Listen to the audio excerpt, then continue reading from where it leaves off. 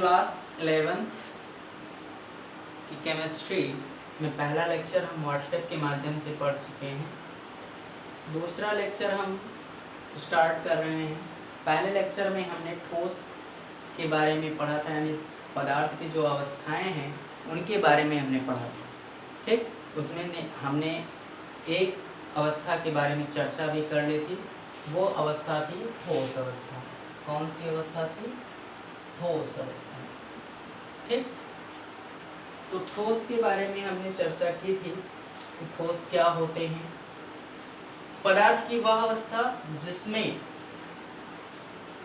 जिसमें द्रव्य का आकार और आयतन निश्चित होता है, उनको हम ठोस कहते हैं। और इनके जो अवयवी कण होते हैं वो बहुत ही पास पास होते हैं, अर्थात इनके अवयवी कणों के बीच में अंतराआलोक आकर्षण बल प्रबल होता है। अंतराआलोक आकर्षण बल प्रबल होता है, और जब अंतराआलोक आकर्षण बल प्रबल होता है तो ये इनके अवयवी कण गति करने के लिए स्वतंत्र नहीं होते हैं, इसलिए इनका आकार और आयतन निश्चित होता है। और दूसरा हमने को पढ़ना है द्रव। द्रव अवस्था में क्या होता है कि इसमें अवयवी कण, इनके अवयवी कण थोड़ा क्या होते हैं, दूर दूर होते हैं, जिससे ये गति करने के लिए स्वतंत्र हो जाते हैं। क्या हो जाते हैं? गति करने के लिए स्वतंत्र हो जाते हैं। और जैसे ये गति करने के लिए स्वतंत्र होंगे, इनका आकार क्या हो जाएगा? अनिश्चित होता है। यानी जैसे ये कंटेनर है और इस कंटेनर में ये द्रव के अणु हैं, थोड़ा दूर दूर होंगे, और जब दूर दूर होंगे तो ये गति करने के लिए स्वतंत्र हो जाते हैं। ठीक, अर्थात इसमें क्या होता है, द्रव में आकार जो होगा वो क्या होगा? अनिश्चित होता है। क्या होता है? अनिश्चित होता है। परंतु आयतन क्या होगा? निश्चित होता है। आयतन निश्चित होता है। ठीक, और इनके अवयवी कणों के बीच में जो अंतराआलोक आकर्षण बल होता है वो ठोस की अपेक्षा कम होता है। ठीक, फिर आगे हम गैस के बारे में चर्चा कर लेते हैं। गैस क्या होती है? गैस में जो इनके अवयवी कण होते हैं वो बहुत दूर दूर होते हैं, यानी इनका अपने आप पर नियंत्रण नहीं होता है, एक दूसरे से नियंत्रण नहीं होता है, ये बहुत दूर दूर होते हैं, अर्थात ये गति करने के लिए स्वतंत्र हो जाते हैं। और जब गति करने के लिए अवयवी कण स्वतंत्र हो जाएं तो उसका आकार और आयतन अनिश्चित हो जाता है। क्या हो जाता है? आकार और आयतन अनिश्चित होता है। यहाँ पर हम लिख देंगे आकार अनिश्चित, आयतन अनिश्चित। ठीक, तो गैस किसे कहते हैं? द्रव्य की वह अवस्था जिसमें द्रव्य का या आकार और आयतन दोनों अनिश्चित होता है, उसे हम गैस कहते हैं। और इनके अवयवी कणों के बीच में जो अंतराआलोक आकर्षण बल होता है वो ना के बराबर होता है। ठीक, दो पदार्थ की दो अवस्था और हमने पढ़ी है, जानते हैं, बताया गया था बोस-आइंस्टीन कंडेंसेट। ठीक, इसके बारे में अभी चर्चा चल रही है, अभी अध्ययन चल रहा है। ठीक, तो इसको हम अभी नहीं जानेंगे, ये केवल हम इतना जानेंगे कि एक अवस्था, ये दो अवस्थाएं और होती हैं, और एक होता है प्लाज्मा। क्या होता है? प्लाज्मा। ठीक, तो प्लाज्मा क्या होता है? प्लाज्मा बल्ब में दिखाई देता है। जैसे बल्ब जो आपके होते हैं दो प्रकार के होते हैं, एक नियॉन बल्ब होता है और एक फ्लोरोसेंट ट्यूब होती है। तो इसमें गैसें भरी होती हैं, और जब विद्युत इसमें प्रवाहित होता है तो वो गैसें चमकने लगती हैं। तो द्रव्य का ही वो गुण होता है, इसलिए उसको हम प्लाज्मा नाम दे देते हैं। ठीक, फिर उसके बाद ये तो हमारी थी पदार्थ की अवस्थाओं के बारे में। फिर उसके बाद पदार्थ की पदार्थ का वर्गीकरण भी किया जाता है। तो पदार्थ का जो वर्गीकरण है वो कुछ इस तरीके से है, यानी कि द्रव्य का वर्गीकरण द्रव्य का वर्गीकरण जो है वो हम कैसे करते हैं? दो तरीके से द्रव्य का वर्गीकरण करते हैं। पहले होता है शुद्ध पदार्थ और दूसरा होता है अशुद्ध पदार्थ। क्या होता है? अशुद्ध पदार्थ। अशुद्ध पदार्थ। अब शुद्ध पदार्थ जो होता है वो होता है उसमें दो या दो से अधिक या फिर इसमें पदार्थ का जो होता है वो निश्चित संघटन होता है, उसे हम शुद्ध पदार्थ कहते हैं। और अशुद्ध पदार्थ में जो पदार्थ का अनिश्चित संगठन होता है, इसमें कोई निश्चित मात्रा नहीं होती है, इसलिए उसे हम अशुद्ध पदार्थ कहते हैं। फिर उसके बाद जो शुद्ध पदार्थ होता है वो दो प्रकार का होता है। कितने प्रकार का होता है? दो प्रकार का। पहला होता है तत्व और दूसरा होता है यौगिक। क्या होता है? यौगिक होता है। ठीक। और अशुद्ध पदार्थ भी दो टाइप के होते हैं। पहला होता है यहाँ पर समांगी मिश्रण, समांगी मिश्रण, और दूसरा होता है विषमांगी मिश्रण, विषमांगी मिश्रण, ये होता है। अब तत्व किसे कहते हैं? तत्व की परिभाषा जानते हैं कि तत्व वह पदार्थ होते हैं जिनको हम किसी भी भौतिक और रासायनिक विधि द्वारा अपघटित नहीं कर सकते, उनको हम तत्व कहते हैं। क्या कहते हैं? तत्व कहते हैं। और जो तत्व जैसे एग्जाम्पल के रूप में हम ले सकते हैं, ऑक्सीजन को ले सकते हैं, नाइट्रोजन को ले सकते हैं, सल्फर को ले सकते हैं, फास्फोरस को ले सकते हैं, पोटेशियम को ले सकते हैं, यानी बहुत सारे हैं, etc एक्सेट्रा। ठीक। इनको किसी भी भौतिक और रासायनिक विधि द्वारा आप घटित नहीं कर सकते हो या विभाजित नहीं कर सकते हो।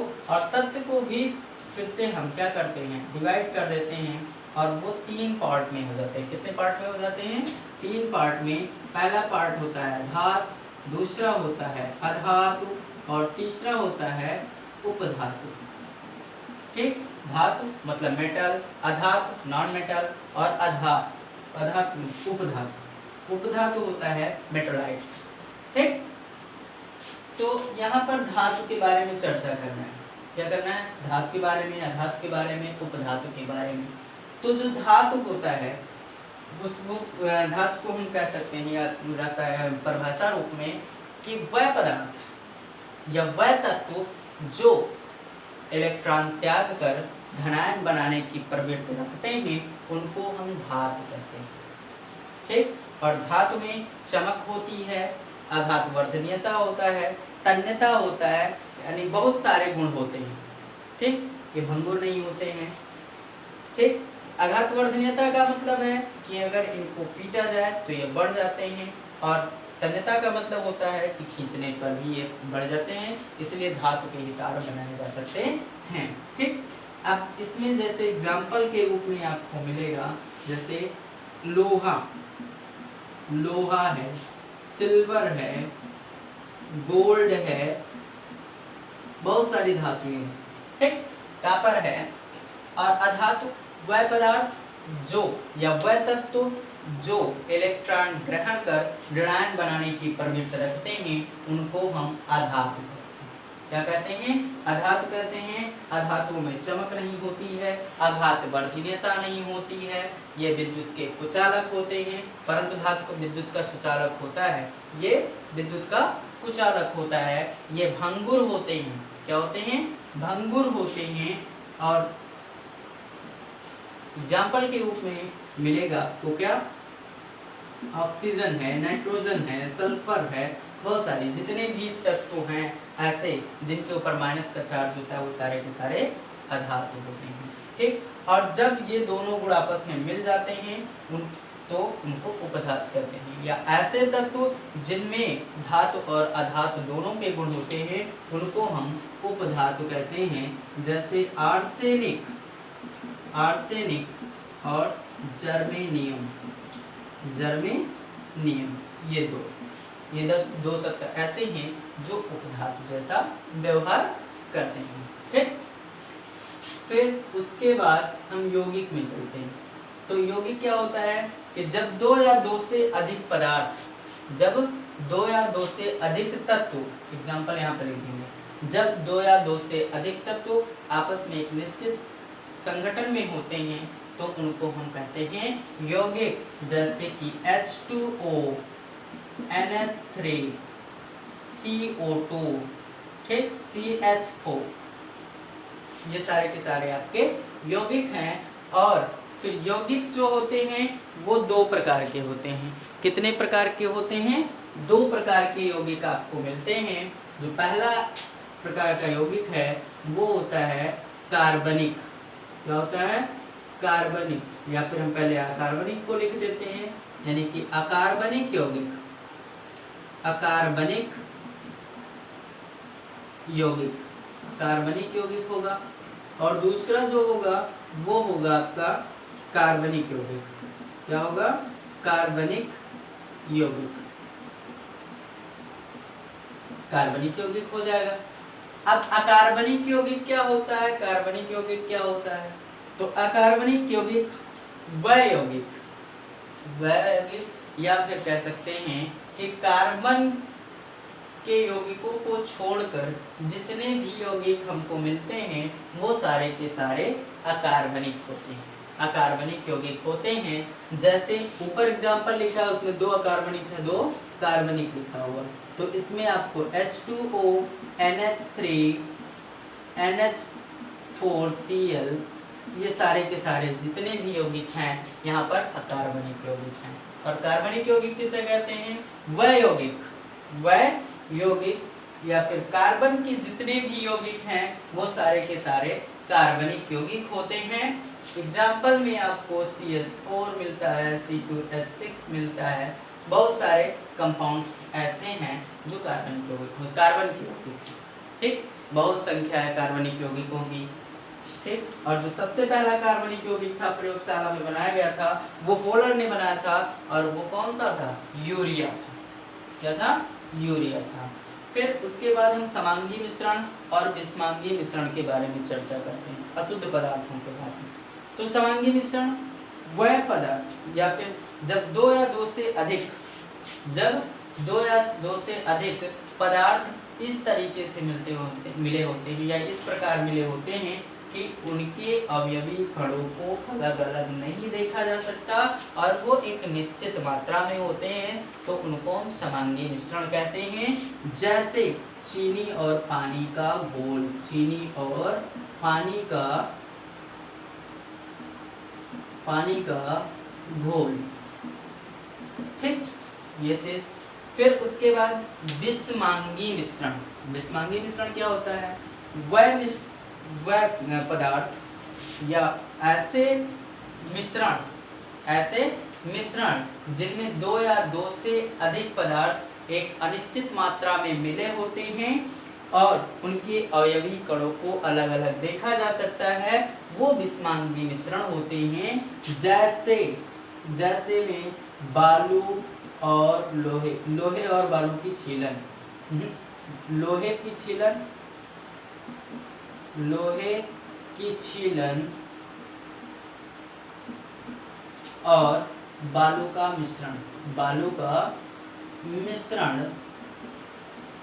मिश्रण विषमांगी मिश्रण कहलाता है, ठीक। तो ये द्रव्य का वर्गीकरण हो गया, अब हमको द्रव्य के गुणधर्म के बारे में जानना है। किसके बारे में जानना है? द्रव्य के गुणधर्म के बारे में, कि द्रव्य का क्या गुण होता है, ठीक। तो यहीं पर हम थोड़ा सा जान लेते हैं द्रव्य के गुणधर्म भी। तो जो सबसे पहला गुणधर्म है वो है द्रव्यमान तथा भार का। द्रव्यमान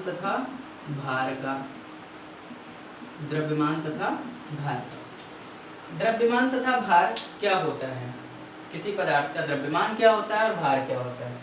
तो द्रव्यमान जो होता है वो उसका रियल द्रव्यमान होता है, ठीक। क्या होता है? रियल द्रव्यमान। जब उसको हम नापते हैं तो उसमें जितना द्रव्यमान संचित होता है वही उसका द्रव्यमान होता है, रियल द्रव्यमान होता है। और भार क्या होता है? भार में गुरुत्वीय त्वरण भी शामिल होता है। द्रव्यमान के साथ साथ अगर उसमें गुरुत्वीय त्वरण भी शामिल है तो वो भार कहलाता है, ठीक। यानी भार का फार्मूला बनाया जा सकता है, भार इज इक्वल टू द्रव्यमान गुणे गुरुत्वीय त्वरण, ठीक। ये हो जाता है आपका द्रव्यमान और भार, ठीक। भार को हम डब्ल्यू, भार को हम डब्ल्यू से शो कराते हैं, दिखाते हैं। वेट और द्रव्यमान को हम कैपिटल एम से और गुरुत्वीय त्वरण को जी से, यानी W is equal to M G formula होता है।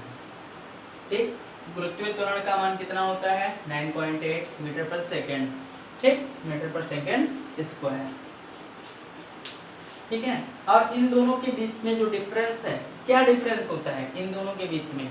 तो डिफरेंस भी यही होता है कि जो भार होता है वो स्थान बदलने पर बदल जाता है। ठीक, यहाँ पृथ्वी पर कुछ और होगा तो चंद्रमा पे कुछ और होगा। ठीक, अगर ग्रह हम बदलते जाएंगे तो उनका भार भी बदलता जाएगा, लेकिन द्रव्यमान हमेशा, चाहे यहाँ हो चाहे चंद्रमा पर हो, चाहे पृथ्वी पर हो चाहे चंद्रमा पर, वो हमेशा नियत रहता है। ठीक, ये इसका डिफरेंस था। फिर उसके बाद जो दूसरा गुणधर्म है वो है किसका? आयतन का। आयतन, आयतन का क्या मतलब है कि जब हम लंबाई, चौड़ाई, ऊंचाई इन तीनों को माप लेते हैं, क्या कर लेते हैं, इन तीनों को मापते हैं तो उसे ही आयतन कहते हैं। क्या कहते हैं? आयतन। ठीक, क्या कहते हैं? आयतन। मतलब कह सकते हैं, ये भी कह सकते हैं कि वस्तु द्वारा घेरा गया कुल स्थान उसका आयतन होता है। वस्तु द्वारा घेरा गया कुल स्थान उसका आयतन होता है। जैसे ये बोर्ड है, ये लंबाई में भी घेरे हुए है, चौड़ाई में भी घेरे हुए और ऊंचाई में भी घेरे हुए है, यानी इसमें आयतन है, इसका कुछ ना कुछ आयतन है। यानी कि लंबाई गुणे चौड़ाई गुणे ऊंचाई, ऊंचाई तो इसका मात्रक क्या बनेगा?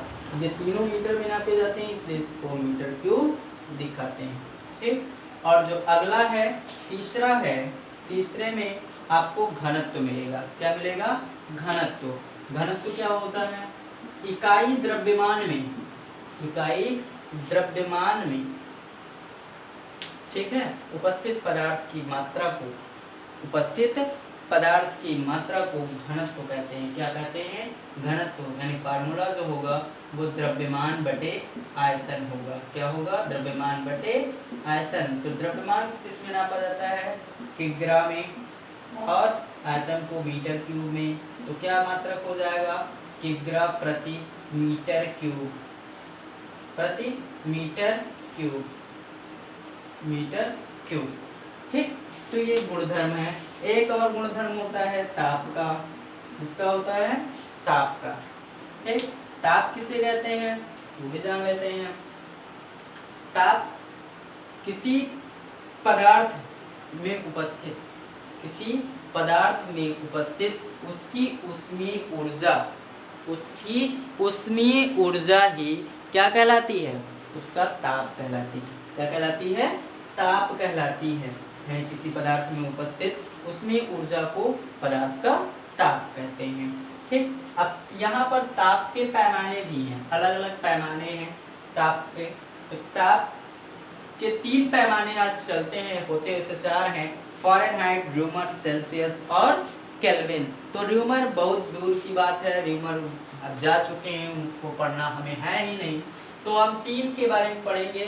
तीनों के फार्मूले हमको जानने हैं, और तीनों के फार्मूले को हम डेरिवेट कैसे करते हैं ये भी आवश्यक है जानना, ये भी आवश्यक है जानना।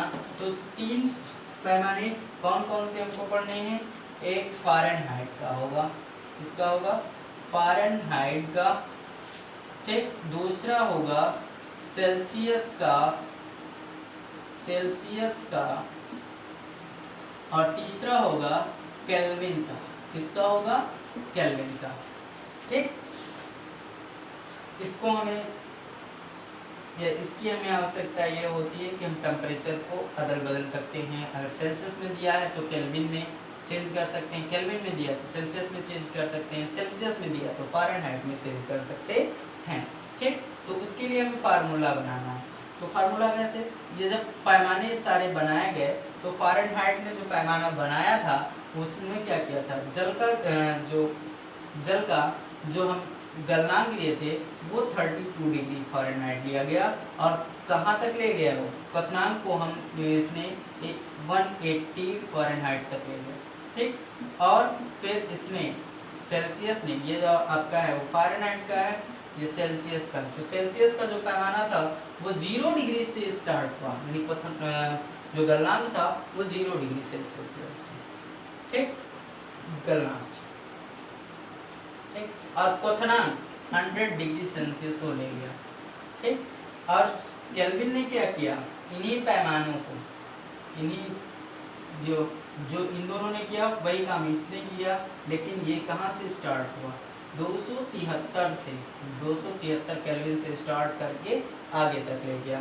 पर इन दोनों में कॉमन एक चीज़ थी, क्या कॉमन चीज़ थी, यही कॉमन चीज़ थी कि इन सब ने इनके जो भाग बनाए, यानी कि इन सबको जो बांटा गया वो 20-20 के अंतराल पे बांटे गए, कितने के अंतराल पे बांटे गए, 20-20 के अंतराल पे बांटे गए। यानी इन दोनों को पहले हम यूज़ करेंगे, किसको यूज़ करेंगे, इन दोनों को यूज़ करते हैं, फ़ारेनहाइट और सेल्सियस को। तो फ़ारेनहाइट और सेल्सियस, तो फ़ारेनहाइट ने क्या किया, जल का जो क्वथनांक लिया वो कितना लिया, 32, और कहाँ तक ले गया, 180 डिग्री तक। और सेल्सियस ने क्या किया, 0 से स्टार्ट किया और कहाँ तक ले गया, 100 तक, और सबका अंतराल कितना था, 20-20 का। तो हम क्या करते हैं, 20 से 20 डिवाइड कर देते हैं दोनों में, दोनों पक्ष में। तो जब डिवाइड करेंगे f - 32 by 180 by 20 is equal to c minus 0 लिखने की कोई आवश्यकता नहीं है, c बाई 100 बाई 20, तो 20 पंचे 100, 20 नवा 180, बचा क्या, f - 32 by 9 is equal to c by 5, ठीक। तो अब यहाँ पर फ़ारेनहाइट निकाल, सेल्सियस दिया हो फ़ारेनहाइट निकालना, तो क्या करोगे, ये इसमें मतलब फ़ारेनहाइट को छोड़ के बाकी सब पक्षांतर कर दो, यहाँ पे 9 भाग में है, उस तरफ जाएगा गुणा में हो जाएगा, यानी कि f - 32 is equal to 9c/5, और f - 32 -32 उस तरफ जाएगा, क्या हो जाएगा, +32 हो जाएगा, 9c/5 + 32, ये फार्मूला हो जाता है। अगर सेल्सियस दिया है तो फ़ारेनहाइट में चेंज कर सकते हैं, ठीक। अब यहीं से थोड़ा सा चेंज कर दीजिए, वो अगर सेल्सियस फ़ारेनहाइट दिया है तो सेल्सियस में बदल सकते हो, कैसे, ये 5 आपका है, यहाँ भाग में इस तरफ पहुँचेगा, क्या हो जाएगा, गुणा, यानी f - 32 गुणे 5/9, ठीक, ये इज इक्वल टू c, ये फार्मूला होता है किसके लिए, फ़ारेनहाइट से सेल्सियस में बदलने के लिए। और फिर लास्ट में जो केल्विन का पैमाना है, ये केल्विन का पैमाना क्या करता था, केल्विन से अगर सेल्सियस में ले जाना है तो सेल्सियस को केल्विन में ले जाना है, तो जो सेल्सियस दिया गया है, जो सेल्सियस मान है उसमें 273 ऐड कर दो, तो क्या बन जाएगा आपका, केल्विन में चेंज हो जाएगा, ठीक। अगर सेल्सियस केल्विन दिया है, सेल्सियस में चेंज करना है, तो यहीं से बना लो, ये +273 है, इस तरफ आएगा k - 273, ठीक, is equal two degree C, ठीक। इस तरीके से ये बनते हैं, ठीक। ये तीनों फार्मूले आपको मिल गए, और हम क्या करते हैं, इस पर 1-2 न्यूमेरिकल भी करवा देते हैं, और आप खुद ब खुद घर पे बदलिए, ठीक है। देखिए टेम्परेचर ले लेकर कि कैसे हम फ़ारेनहाइट को सेल्सियस में, सेल्सियस को फ़ारेनहाइट में बदलते हैं, वो देख लेते हैं हम 1-2, ठीक है। कोई बात ना समझ में आए बेझिझक आप पूछ सकते हो कमेंट बॉक्स में लिख कर, कोई बात ना समझ में आती हो तो सबसे पहले हम क्या करते हैं कि जो मनुष्य के शरीर का जो ताप है वो कितना होता है, 37 डिग्री सेल्सियस, कितना होता है, 37 डिग्री सेल्सियस। अब इसको आप फ़ारेनहाइट में बदलो, F तथा फ़ारेनहाइट और केल्विन में बदलना है, किसमें बदलना है, केल्विन में बदलना है। तो केल्विन में बदलने के लिए आसान काम है, कि 373 70 डिग्री प्लस 273 इसमें ऐड कर दो। कितना ऐड कर दो? 273 आराम से हो जाएगा। 7 3 10 हाँ ठीक है, 7 3 10 और फिर 7 3 10 1 11 2 1 3 310 केल्विन आ जाएगा। मनुष्य के शरीर का जो सामान्य ताप होता है वो 310 केल्विन होता है। ठीक, अब इसी को हमें फ़ारेनहाइट में चेक करना है। किसमें चेक करना है? फ़ारेनहाइट में। तो 37 डिग्री फ़ारेनहाइट सेल्सियस से फ़ारेनहाइट में के लिए फार्मूला ये वाला है, F is equal to 9C/5 + 32। तो F इज इक्वल टू 9 गुणे C की वैल्यू कितनी है? 37/5 + 32। तो F इज इक्वल टू भाग करा जाए, अगर पहले गुणा कर दिया जाए, 9 7 63 के 3 हासिल कितना बचा? 6 9 3 27 और 6 35/5 + 32। तो F इज इक्वल टू, अगर इसको भाग कराया जाए कितना आएगा? 6 पंचे 30, 6 पंचे 30, कितना बचा? 3 33 हो गया। फिर 6 पंचे 30, 6 पंचे 30, कितना बचा? 3, फिर दशमलव लगा, 0 बढ़ा, 6 पंचे 30, 65.5 और प्लस 32।